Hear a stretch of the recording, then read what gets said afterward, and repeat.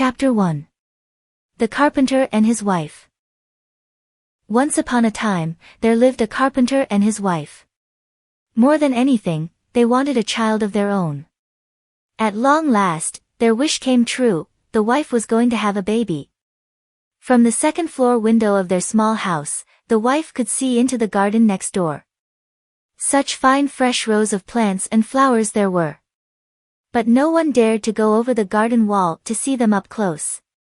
For the garden belonged to a witch. One day the wife was looking down at the garden from her window. How fresh-looking were those big green heads of lettuce. "It is just what I need to eat," said the wife to her husband. "You must go and get me some." "But we cannot," said the carpenter. "You know as well as I do that the garden belongs to the witch, who lives next door." "If I cannot have that lettuce," said the wife, "I will not eat anything at all. I will die." What could the carpenter do? Late that night, he climbed over the garden wall. With very quiet steps, he took one green head of lettuce. With more quiet steps, he went back over the garden wall. His wife ate up the lettuce right away. But eating the lettuce only made her want more. He picked up one more head of lettuce.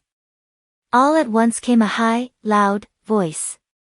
"Stop! What do you think you are doing?" I am getting lettuce for my wife," said the carpenter.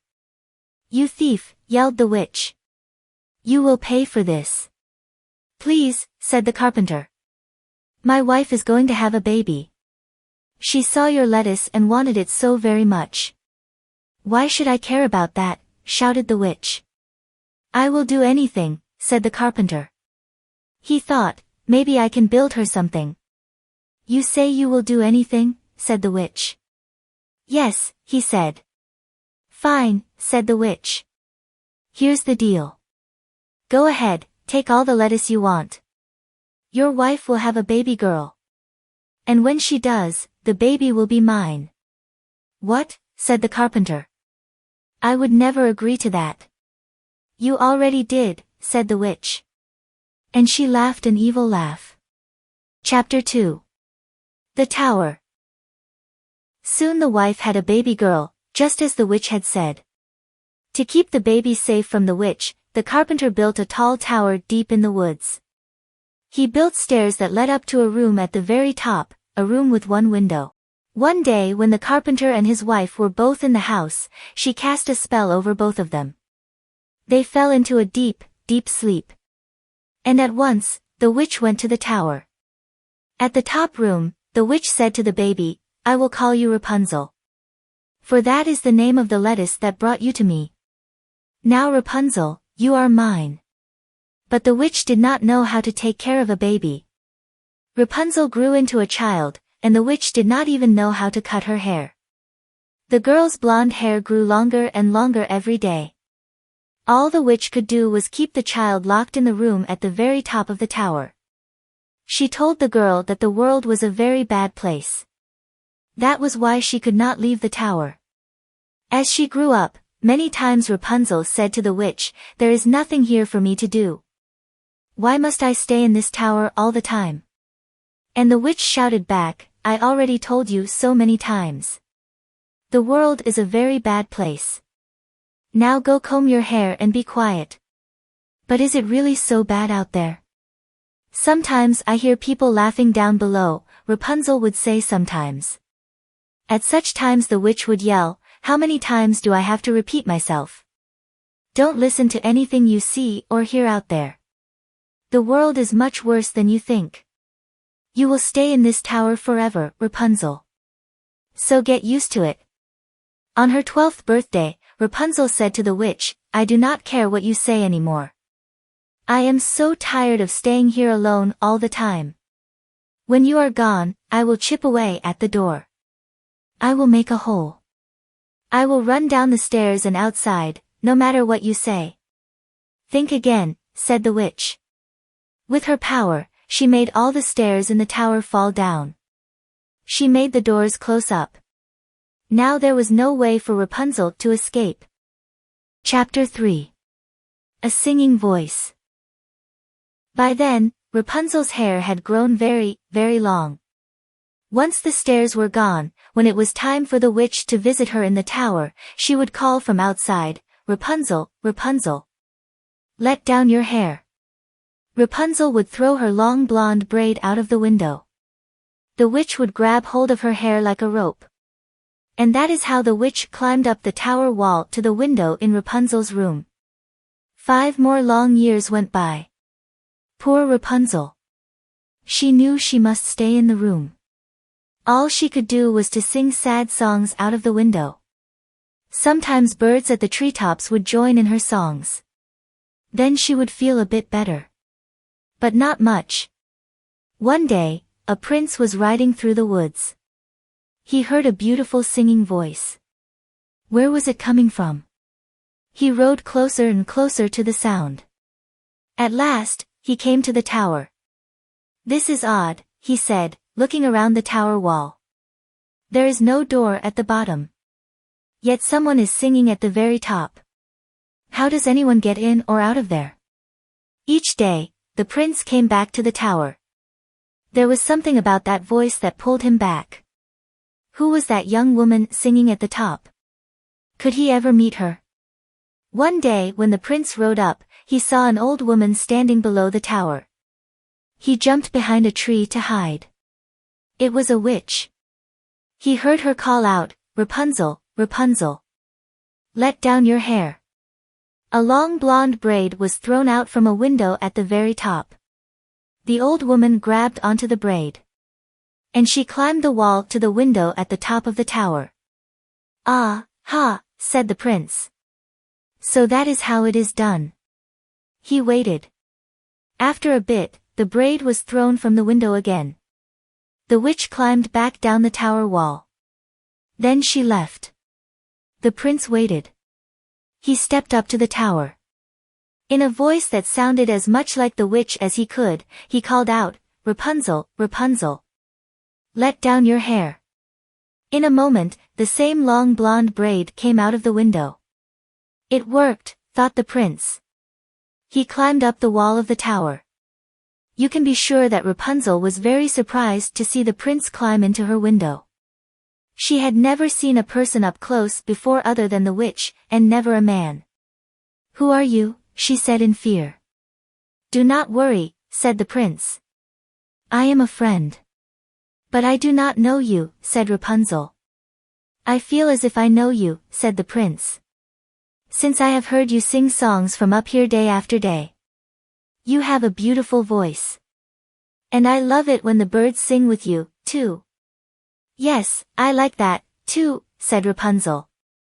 "It may be the only thing I like, since I must stay here in this same old tower, day after day, my whole life long." Rapunzel told the prince about the witch. She told him that since the world was such a very bad place, she must always stay in the tower room. "But the world is not as bad as she says," said the prince. He told Rapunzel about flowers and festivals, games and gardens. He told her about puppies and puddles, strawberries and secrets. Many hours went by. At last, Rapunzel said he must go, the witch may come back at any time. "Very well," said the prince. "But I will be back tomorrow." Rapunzel threw her braid out the window, and the prince climbed down. The next day, the prince climbed back up to Rapunzel's room. He said, "I have a surprise for you." He had brought strawberries for her. As she tasted a strawberry, Rapunzel thought, "Now I know that what I was told is not true. The world can be a very fine place. I must get out of this tower as soon as I can." But how? Chapter 4. Plan to escape. One day, the prince said, "If only you could get out of this tower. I can come and go by climbing up the walls by holding on to your braid. But once I am down, how can you get down, too?" "I know," said Rapunzel. "Bring me a ball of silk each time you come. I can weave the silk into a ladder. Silk folds up so small the witch won't see it. When the ladder gets long enough to reach the ground, we will both be able to climb out of here." "That's it," said the prince. Then he moved closer to Rapunzel. We will both be free. When we are out in the world, will you marry me? Yes, said Rapunzel, I will. Every day after that, the prince brought a ball of silk to Rapunzel. Over time, she weaved the silk into a long ladder. On Rapunzel's 18th birthday, the witch spoke to her in a sharp voice. Before you open your mouth this time, said the witch, know this. I am sick and tired of hearing you talk about how alone you are in the tower all the time. It isn't going to change, Rapunzel. Forever. Who says I'm alone in the room all the time? Said Rapunzel. What? Said the witch. Who has been up here with you? No one. Said Rapunzel at once, in fear. I mean, no one but you. The witch did not believe her. She started to look everywhere in the room for something to prove that someone else had been there. Soon she found the ladder.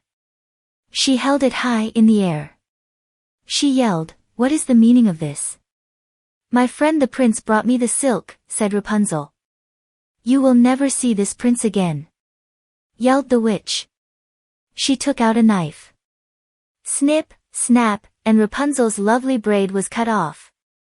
Holding the braid in one hand, the witch laughed an evil laugh. With a stroke of her magic, Rapunzel was cast away to a faraway desert. Then the witch stayed in the tower room. She knew that soon the prince would come back. Chapter 5. The Last Climb. The witch did not have to wait long.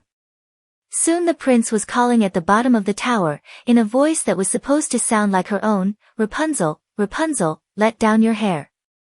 So that is how he did it, thought the witch. Holding tightly to one end of Rapunzel's braid, she threw the braid out the window. The prince took hold and climbed up. When he got to the window, he was much surprised to see the witch. Where is Rapunzel? He called out. What have you done with her? You will never see your Rapunzel again, yelled the witch. The witch pushed the prince so hard that he lost hold of the window. Down, down, he fell. The prince landed on some bushes below. That helped with the fall, but the bushes had sharp thorns. Some of the thorns went into his eyes. The prince was blind. Chapter 6. The Desert. For 2 years the poor blind prince wandered the world, looking for Rapunzel. From morning to night he called for her, but it was no use. At last, he reached a desert. One day, he heard a beautiful voice singing. Oh, he thought. I know that voice. It was his dear Rapunzel. He went closer and closer to the voice he knew so well. My prince, called Rapunzel when she saw him. The two of them hugged tight. 2 tears of joy fell into the eyes of the prince. All at once, he could see again. And what happened next, well, I'm sure you can guess. The prince and Rapunzel went back to the kingdom where the prince lived. They were married as soon as they could. The prince became king of the land and Rapunzel became queen.